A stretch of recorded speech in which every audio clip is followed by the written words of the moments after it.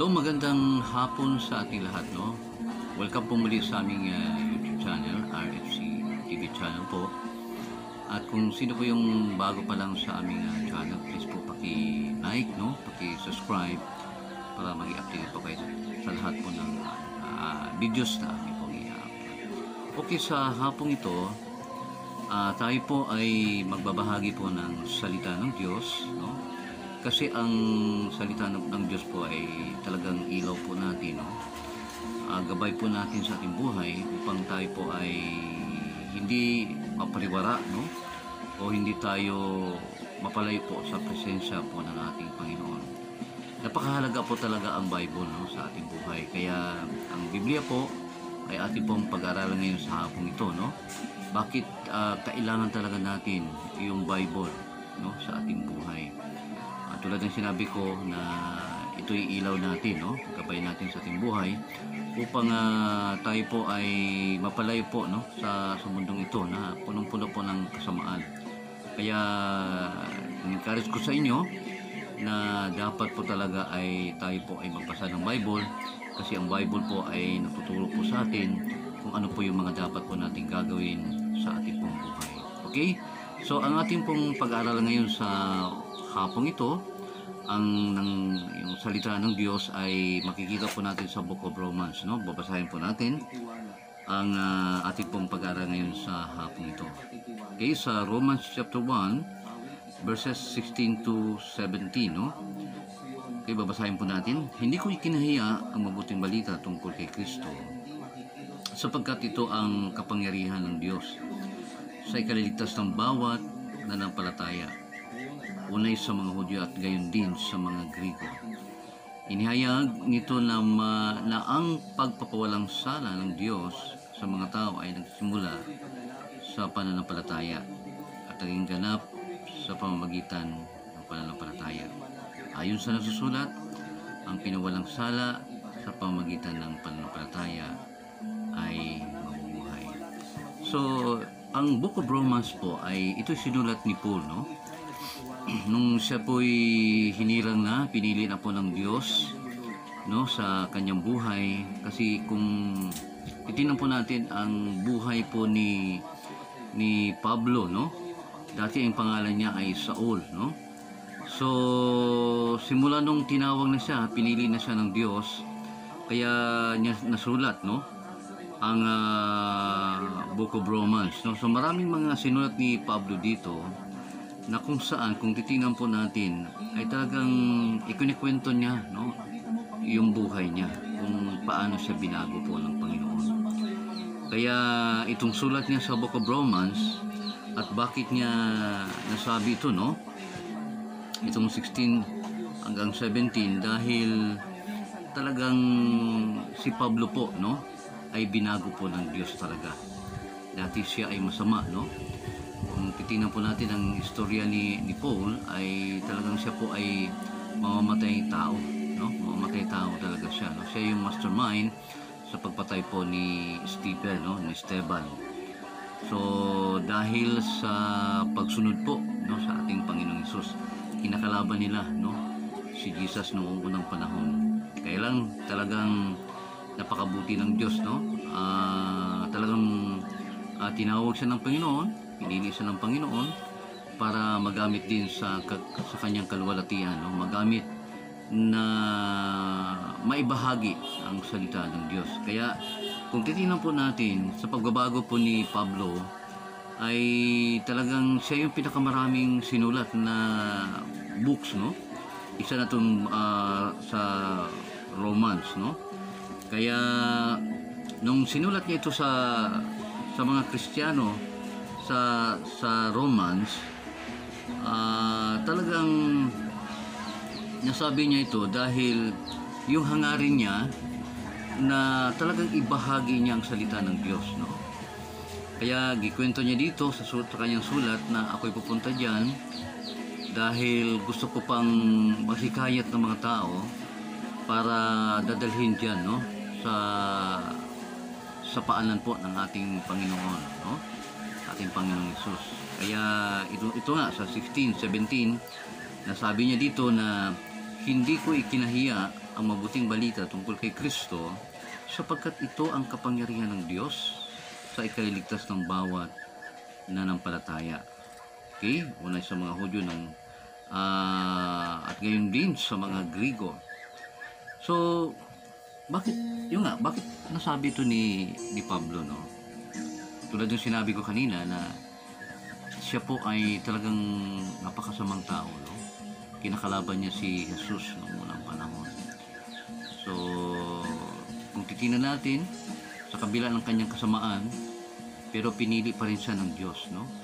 Para magamit sa gawain po ng Panginoon. Okay? So, kaya niya nasabi dahil na hindi niya ikahiya, no? Ikinahiya yung mabuting balita tungkol kay Kristo. Sabi niya, sapagkat ito ang kapangyarihan ng Diyos, no? Sa ikaliligtas ng bawat nananampalataya. So, kaya nasabi niya ito dahil talagang binago siya ng Panginoon, no? Dahil kay Kristo, dahil sa mabuting balita, no? Tungkol po kay Kristo. Dahil si Kristo pala ay kapangyarihan ng Diyos sa ikaliligtas ng bawat nananampalataya. Okay? So, dapat hindi tayo mahiya, no? Na ibahagi po ang salita ng Diyos, no? Ang mabuting balita tungkol kay Kristo. Dahil sabi daw dito ni Paul sa kanyang sulat, sapagkat ito yung kapangyarihan ng Diyos, no? Sa ikaliligtas ng bawat nananampalataya. Ibig sabihin, kung sino yung bawat nananampalataya kay Kristo ay maliligtas. Okay? So kung ikaw ay nananampalataya, no, hindi lang hanggang sa pananampalataya, kung mayroon kang pagsunod sa Kanya, ay talagang ikaw po ay maliligtas. Amen? So yun po, no?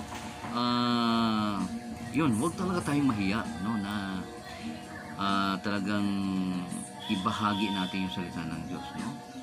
Kung sa madaling sa iba-ibang salita pa na huwag po natin katakot. Kasi minsan iba, kapag mayroon pong nagbabahagi ng salita ng Diyos, nasatakot sila, no?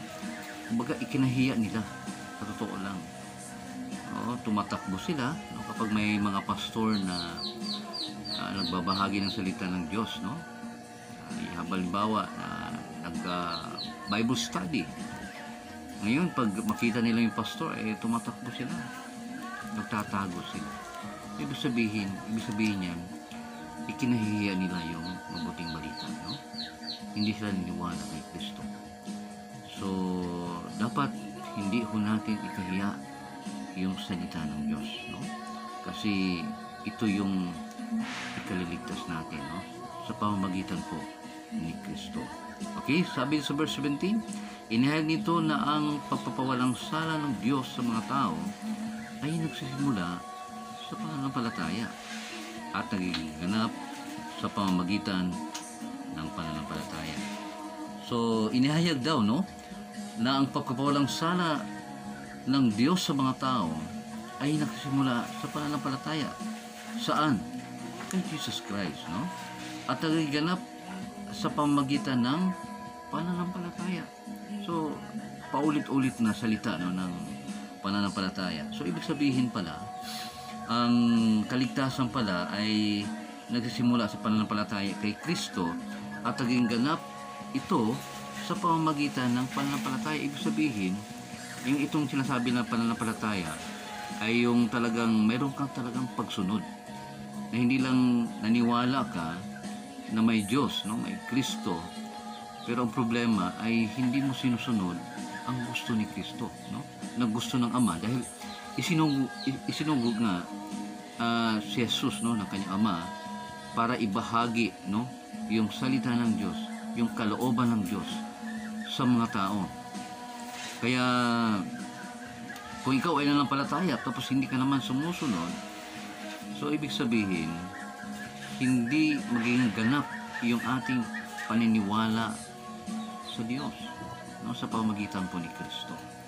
Kaya mahalaga talaga na dapat talaga paniwalaan natin si Kristo dahil isinugos siya ng Ama, no, para po sa atin, no? Siya po'y namatay po para sa atin, no?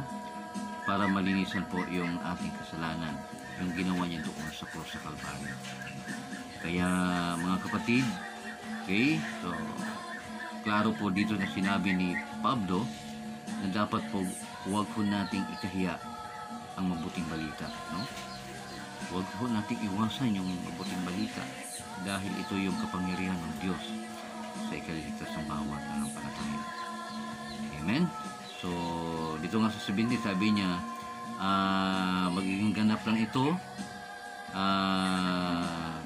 sa pamagitan ng pananampalataya. Dapat talaga hindi lang kilala mo ang Diyos, kailangan susundin mo talaga kung ano yung gusto niya.